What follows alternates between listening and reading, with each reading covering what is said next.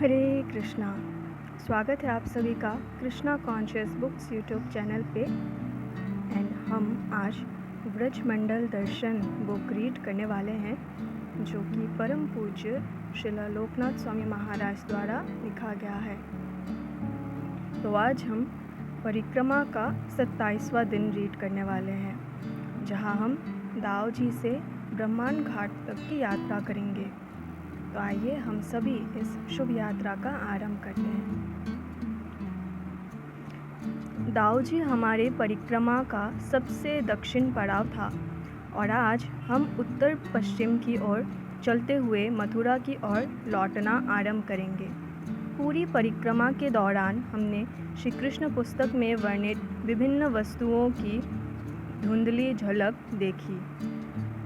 हमने चंद्रमा देखा, यमुना देखी, व्रजरज देखी, गायें, मोर तथा तोते देखे, परंतु फिर भी हमारा हृदय पूरी तरह संतुष्ट नहीं है, क्योंकि हमें अभी भी बांसुरी बजाते एक स्वाकर्षक बालक के दर्शन करने हैं। हाँ, हमने पिघली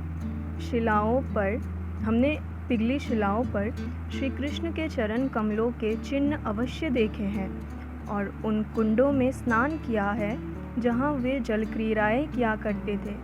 हमने यमुना की गहराइयों में गोते भी लगाए हैं, जहाँ उन्होंने अपनी गोपियों के साथ असीमित लीलाएँ की, परंतु जितनी बार हम कोई मोर मुड़ते हैं, ऐसा प्रतीत होता है कि वे बस अभी अदृश्य हुए हैं। कहाँ है वे? हम व्रज की गहराइयों में जाकर उनकी खोज जारी रखेंगे। यदि हम इसी मार्ग पर चलते रहें तो एक दिन हम भौतिक जगत के अंतिम छोर पर पहुंच जाएंगे और उस बालक को पकड़ लेंगे। कदाचित उस समय हमें ग्वाल बालों के साथ दौड़ लगानी पड़े कि हम में से कौन पहले कृष्ण को स्पर्श करेगा। सूरज हमारी पीठ पीछे उग रहा है।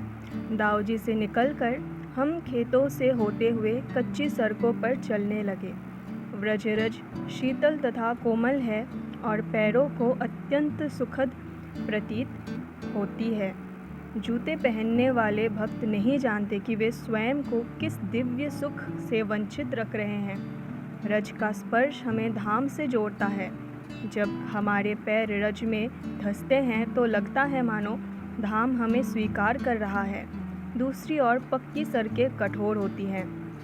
उन पर पैर रखते ही पैर उछल जाते हैं, मानो वो हमें अस्वीकार कर रहे हैं।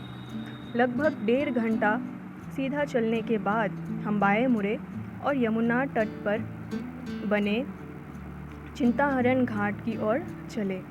चिंताहरण घाट वह स्थान है जहाँ माता यशोदा ने चिंतामुक्त होने के लिए भगवान शिव की पूजा की थी।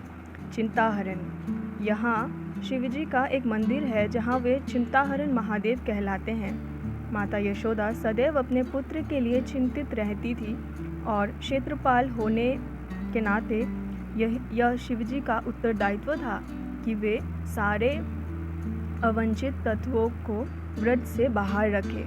इसीलिए अपने पुत्र को सुरक्षित रखने के लिए माता यशोदा द्वारा शिवजी की शरण लेना स्वाभाविक था। परिक्रमा भक्त प्रातःकालीन कथा के लिए भूमि पर अपना स्थान बनाने लगे। निकट स्थित वृक्षों की शाखाओं के बीच हरे तोते उड़ रहे हैं और सफ़ेद बगुले अपनी लंबी टांगों से यहाँ तहाँ विचरण करते दिखाई दे रहे हैं। सामान्यतः प्रतिवर्ष गोपाल कृष्ण महाराज चिंताहरण घाट पर हमारी परिक्रमा में आते हैं और अपनी चर्चा में पुस्तक वितरण पर बल देते हैं। उन्होंने हमें स्मरण दिलाया कि हम सदैव स्वयं को चिंतामुक्त करने एवं अपनी सुख सुविधाओं को बढ़ाने का विचार करते हैं, परंतु हमें माता यशोदा के चरण चिन्हों का अनुगमन करते हुए श्री कृष्ण के कल्याण की चिंता करनी चाहिए। उस अवस्था की कल्पना करें जब हम सदैव उस अवस्था की कल्पना करें जब हम सदैव भगवत संदेश का प्रचार करने का चिंतन तथा श्री कृष्ण से आकर्षित एवं आसक्त होने का प्रयास करेंगे। विशेष रूप से महाराज ने हमें पुस्तक वितरण की चिंता करने के लिए कहा। उन्होंने बताया कि वह चिंता कृष्ण भावना भावित चिंता है। दिसंबर मैराथन बस आने ही वाली है और महाराज स्वयं श्रील प्रभुपाद की पुस्तकों के धुरंधर वितरक हैं। इस सेवा के प्रति उनका उत्साह संक्रामक है और परिक्रमा पर वे अपनी यह चिंता हम सब के साथ समझाना चाहते हैं। कथा के पश्चात हमने नाश्ता प्रसाद लिया और नदी के साथ बनी पक्की सड़क से होते हुए उत्तर दिशा की ओर बढ़े। कुछ दिनों से आकाश में बादल छाए थे, परंतु आज सूर्यदेव की दर्शनों से हमारी यात्रा सुखद हो रही है। ब्रह्मांड घाट नंद भवन के आंगन का एक हिस्सा है। जब कृष्ण बलराम शिशु थे तो वे यहाँ खेलने आया करते थे। एक दिन बलराम एवं अन्य ग्वाल बालों ने माता यशोदा से शिकायत की कि कृष्ण ने मिट्टी खाई है। ये सुनकर माता यशोदा घबराकर चिंतित हो गई। उन्होंने कृष्ण के मुंह में देखने के लिए उन्होंने अपनी गोद में उठाया और उन्हें डांटने लगी, परंतु कृष्ण ने साफ मना कर दिया कि उन्होंने मिट्टी खाई है। उनका कहना था कि उनके मित्र झूठ बोल रहे हैं। मैया, यदि तुम्हें लगता है कि वो सच बोल रहे हैं तो मेरे मुख में झांककर तुम स्वयं ही देख लो। यशोदा बोली, ठीक है, अच्छी तरह अपना मुंह खोलो। माता यशोदा के आदेश पर जैसे ही कृष्ण ने अपना मुंह खोला, यशोदा ने मुख के भीतर समस्त चराचर प्राणियों, अंतरिक्ष, समस्त दिशाओं एवं पर्वतों, द्वीपों, समुद्रों, पूरी पृथ्वी, बहती वायु, अग्नि, चंद्रमा तथा सितारों को देखा। उन्होंने ग्रह मंडलों, जल, प्रकाश, वायु, आकाश तथा मिथ्या अहंकार को रूपांतर से हुई सृष्टि को देखा। उन्होंने इंद्रियों,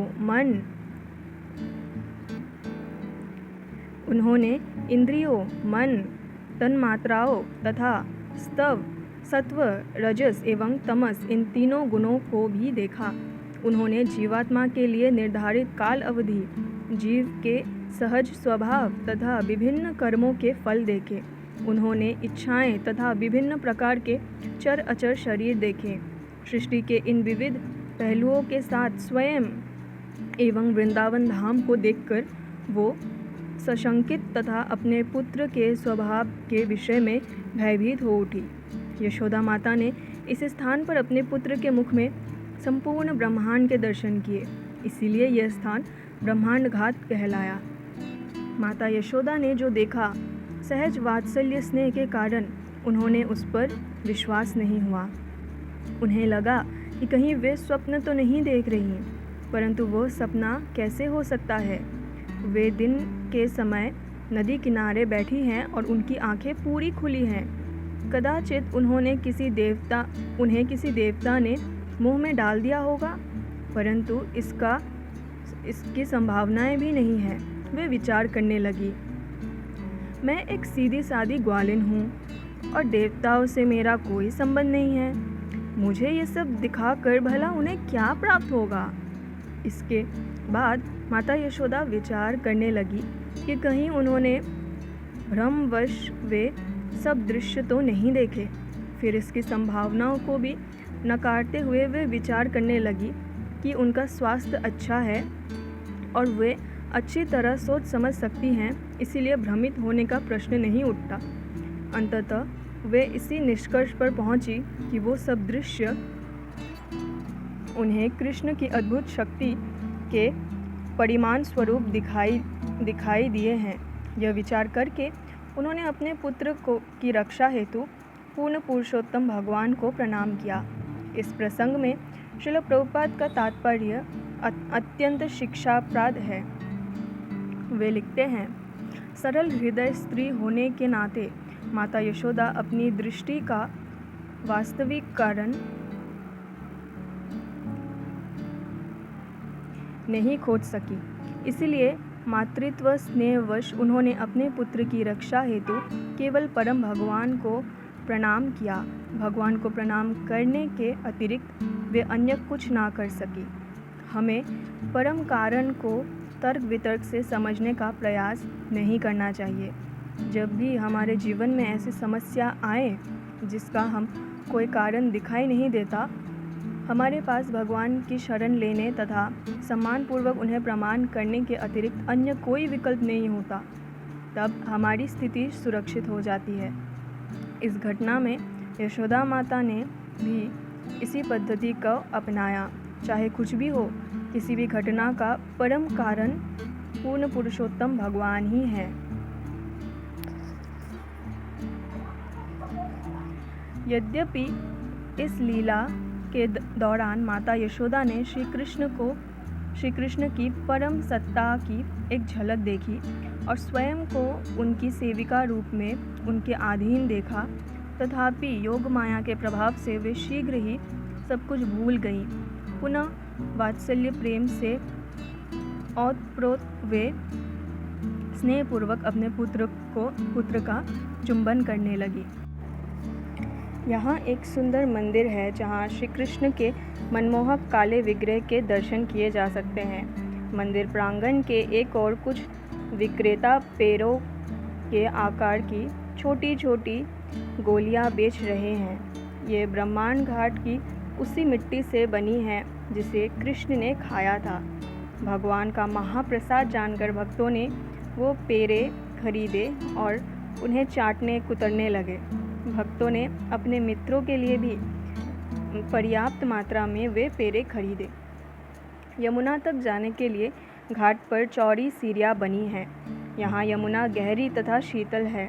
छाती तक इसके पवित्र जल में निमग्न होकर हमने गायत्री मंत्र का जप किया।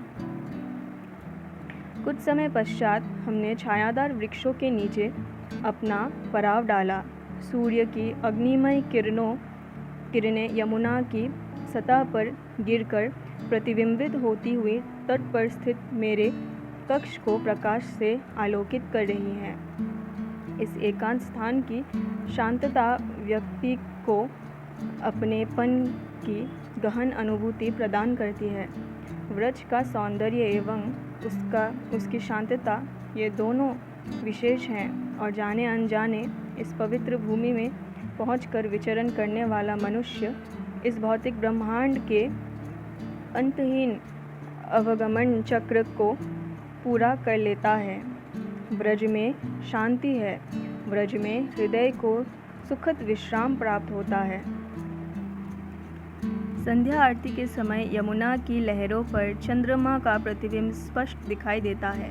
हमारे अतिरिक्त यहाँ अन्य कोई नहीं है और भगवान दामोदर को अर्पित किए गए दीपक ऐसे प्रतीत हो रहे थे मानो रात्रि के आकाश में तारे जगमगा रहे हों। जैसा कि मैंने बताया, ब्रह्मांड घाट नंद भवन का आंगन है।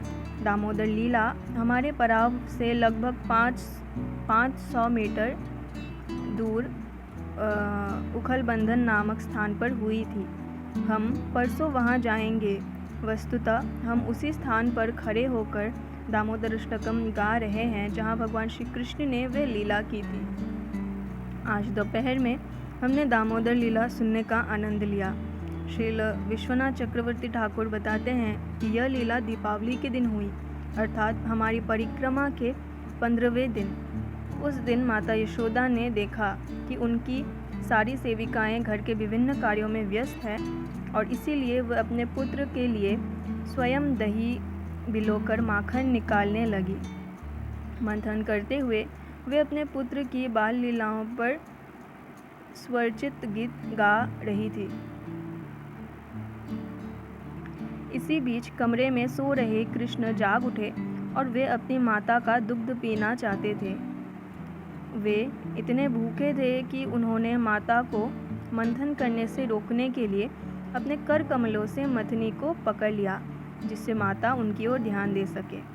अपने नन्हे कृष्ण को गले से लगाते हुए यशोदा बोल उठी, देखो मेरे लाला कितना चतुर है। यशोदा ने तुरंत कृष्णा को अपनी गोद में बिठाया और स्तनपान कराने लगी। सहसा माता यशोदा ने ध्यान दिया कि चूल्हे पर रखा दूध उफन रहा है। उन्होंने तुरंत कृष्णा को नीचे रखा और उफनकर नीचे गिरते दूध को संभालने के लिए दौड़ पड़ी। श्रील प्रभुपाद अपनी टीका में लिखते हैं, माता यशोदा के घर में प्रत्येक वस्तु श्री कृष्ण के लिए थी। कई बार एक ही उद्देश्य के लिए व्यक्ति एक साथ एक से अधिक महत्वपूर्ण कार्यों को संभालना पड़ता है। इसीलिए उफनते दूध को बचाने के लिए माता यशोदा द्वारा कृष्ण को नीचे रखा जाना अनुचित नहीं था। प्रेम एवं आसक्ति के स्तर पर भक्त का कर्तव्य है कि वो पहले एक काम करे और फिर दूसरा, और इन कार्यों को किस प्रकार किया जाए इसकी विवेक बुद्धि भगवान श्री कृष्ण प्रदान करते हैं। लीला करने के उद्देश्य से श्री कृष्ण नीचे रखे जाने पर क्रोध हो गए। उनका पेट अभी तक भरा नहीं था। अपने बिंब रक्त अधरों को अपने नन्हे दांतों से काटते हुए वे नकली आंसू रोने लगे। उन्होंने एक छोटा पत्थर उठाया और दही की मटकी फोड़ डाली।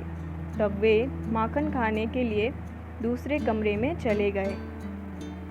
दूध को चूल्हे से उतारकर माता यशोदा दही मंथन वाले स्थान पर आई। मटकी को फूटा तथा कृष्ण को वहाँ से नदारद देखकर वे समझ गई कि हो न हो ये कृष्ण की ही करतूत है। कृष्ण के दही सने चरण चिन्हों का अनुगमन करते हुए वे उन्हें खोजने लगी। कृष्णा उस कमरे में उल्टी रखी एक उखल पर बैठ गए और चोरी किया गया माखन बंदरों में बांटने लगे। भगवान को भय था कि कहीं उनकी माता ना आ जाए, इसीलिए बीच बीच में वे भयभीत नेत्रों से चारों ओर देख रहे थे। जब माता यशोदा ने यह दृश्य देखा तो वो हाथ में छड़ी लेकर चुपके पीछे से आई। सहसा कृष्ण को समझ आया कि मैया उनकी ओर आ रही हैं। वे तुरंत उखल से नीचे कूदे और ऐसे दौड़ पड़े मानो अत्यंत भयभीत हो। माता यशोदा भी उनके पीछे पीछे दौड़ने लगी। कुछ देर ये दिव्य भाग दौड़ प्रतियोगिता चलती रही। अंततः माता यशोदा कृष्ण को पकड़ने में सफल हुई। यद्यपि बड़े बड़े योगी कठोर तपस्या के बाद भगवान को अपने ध्यान में भी नहीं पकड़ पाते, परंतु ये व्रज में यशोदा ने कृष्ण को अपने हाथों में पकड़ लिया। ये लीला दर्शाती है कि किस प्रकार कृष्ण सरल पूर्वक अपने भक्तों के प्रेम से बंध जाते हैं। पकड़ में आते ही कृष्ण अत्यंत भयभीत हो गए और अपनी शरारत स्वीकारते हुए रोने लगे।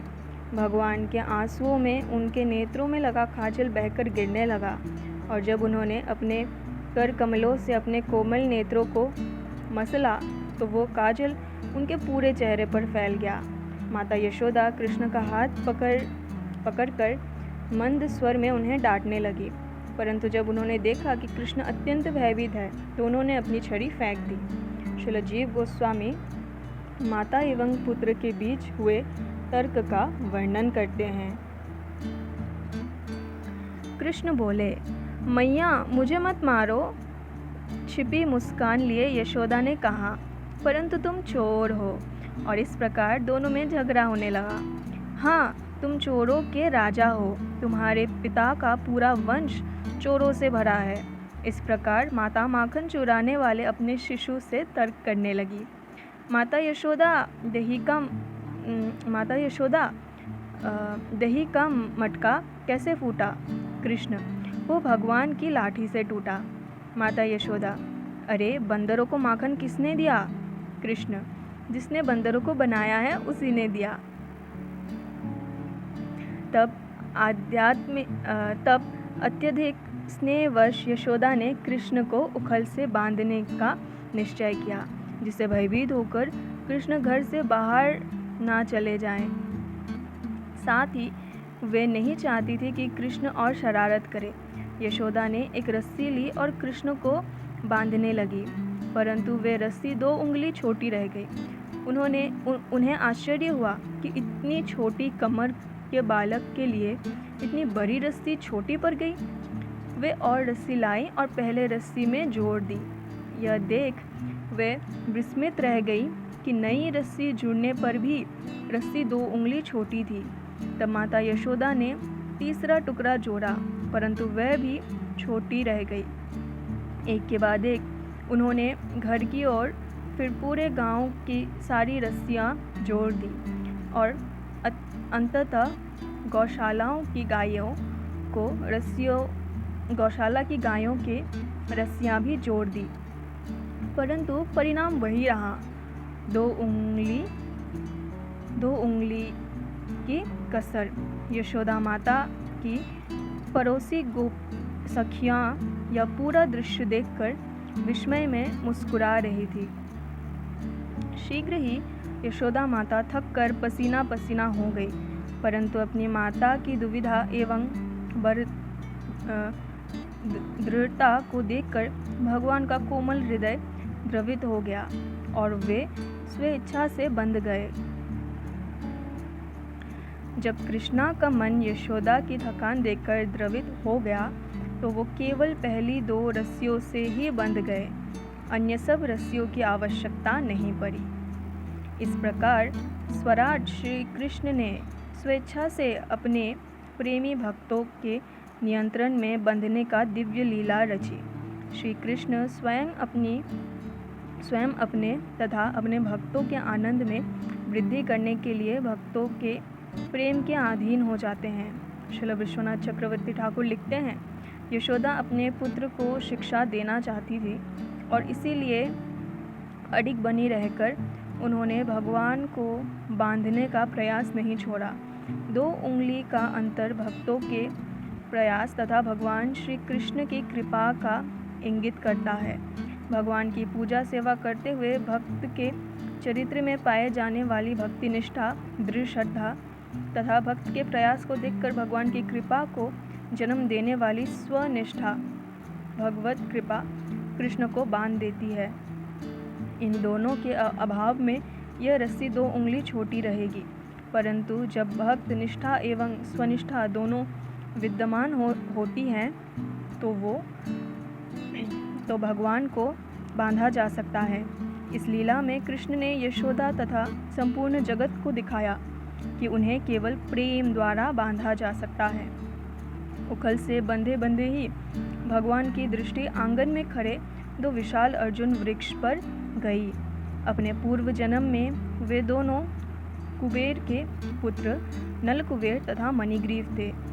ये दोनों भाई शिवजी के अंतरंग पार्षद बन चुके थे, परंतु अपने पिता के अतुल ऐश्वर्य का भोग करते हुए इन्हें अपने पद का अभिमान हो गया। नशे में चूर ये दोनों कैलाश पर्वत के निकट बहने वाली गंगा में अप्सराओं के साथ नग्नावस्था में क्रीड़ामग्न रहते और इसकी कोई परवाह नहीं करते कि उन्हें कौन देख रहा है।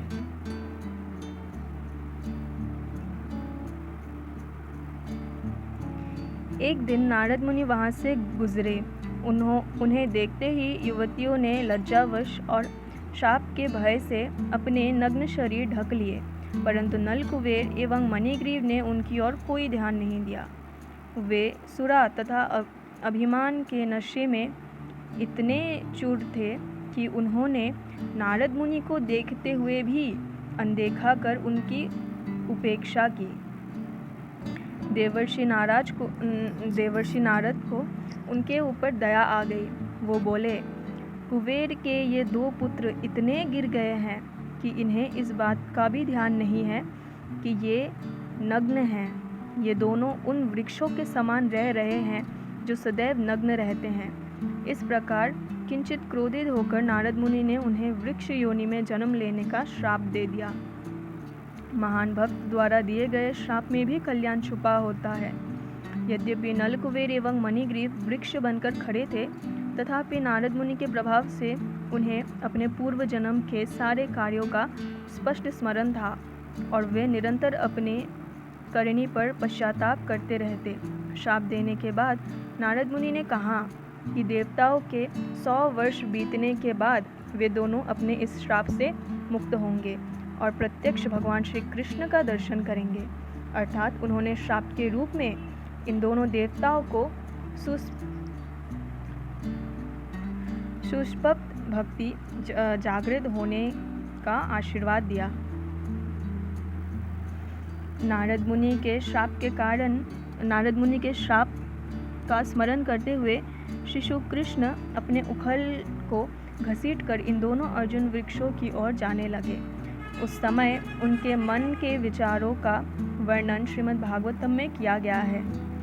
यद्यपि ये दोनों युवक अत्यंत धनी कुबेर के पुत्र हैं, परंतु मेरा इनसे कुछ लेना देना नहीं है। देवर्षि नारद मुझे अत्यंत प्रिय हैं, वो मेरे प्रेमी भक्त हैं और इसीलिए उनके वचनों को सत्य करने के लिए मैं इन्हें दर्शन देकर इनका उद्धार करूंगा। शीघ्र ही भगवान दोनों यमलार्जुन वृक्षों के बीच से होकर गुजरने लगे। उनके उधर से बंधा उखल टेढ़ा होकर दोनों वृक्षों के बीच अटक गया। कृष्ण इन वृक्षों को गिराना चाहते थे और इसीलिए वे उखल को खींचने लगे। देखते देखते दोनों वृक्ष भूमि से उखड़ गए और प्रचंड ध्वनि करते हुए नीचे आ गिरे। वृक्षों से तेजस्वी मणिग्रीव और नल कुबेर प्रकट हुए। सिर झुकाए तथा नम्रता पूर्वक हाथ जोड़कर वे श्री कृष्ण को प्रणाम करने लगे। नाना प्रकार से उनकी स्तुति करके दोनों ने भगवान से अपने धाम जाने की अनुमति मांगी और जाने से पूर्व भगवान से एक हार्दिक निवेदन किया। आज के बाद हमारी वाणी केवल आपकी लीलाओं का गुणगान करे, हमारे कान केवल आपकी महिमाओं का श्रवण करे, हमारे हाथ पैर तथा अन्य इंद्रियां आपको प्रसन्न करने हेतु कार्य करे तथा हमारे चित्त सदैव आपके चरण कमलों का स्मरण करे। हमारे सिर इस जगत की प्रत्येक वस्तु का प्रमाण करे, क्योंकि प्रत्येक वस्तु आपका ही भिन्न भिन्न रूप है और हमारे नेत्र आपसे अभिन्न वैष्णवों का दर्शन करें। श्री कृष्ण ने मुस्कुराते हुए उन्हें कहा कि यह सब नारद मुनि की उन दोनों के ऊपर कृपा का परिणाम है। तब श्री कृष्ण ने उन्हें घर लौट जाने की अनुमति दी और शुद्ध भक्ति में रत रहने का आशीर्वाद दिया। नलकुबेर एवं मणिग्रीव ने शिशु कृष्ण की प्रदक्षिणा की और पुनः उन्हें प्रणाम करके अपने घर की ओर प्रस्थान किया। जब वो दोनों वृक्ष गिरे थे तो उस समय पूरे व्रज में उनके गिरने की ध्वनि सुनाई पड़ी। ग्वाले दौड़कर उस स्थान पर पहुँचे। उन्हें दोनों वृक्ष गिरे हुए दिखाई दे रहे थे, परंतु वे किससे गिरे उन्हें ये समझ नहीं आ रहा था। तभी उन्होंने वृक्षों की शाखाओं के बीच उखल से बंधे हुए कृष्ण दिखाई पड़े। ग्वाले दुविधा में पड़ गए और विचार करने लगे,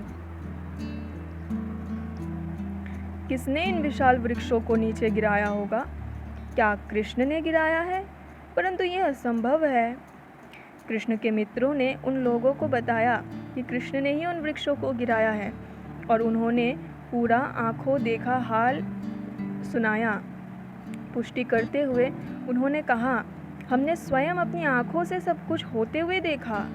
परंतु नंद महाराज बच्चों की इस बात पर बिल्कुल विश्वास नहीं कर पाए कि छोटे से कृष्ण ने इतने विशाल वृक्षों को उखाड़ा होगा। नंद महाराज मुस्कुराए और उखल से बंधे अपने पुत्र की रस्सियों को खोल दिया।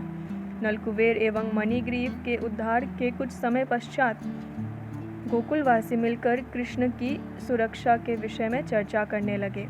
नंद महाराज के बड़े भाई उपनंद इसी निर्णय पर पहुँचे कि अब उन सबको वृंदावन चले जाना चाहिए।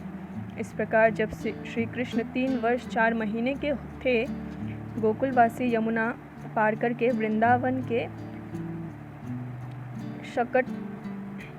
शकटावर्त वर्तमान छठीकरा नामक स्थान पर आकर बस गए।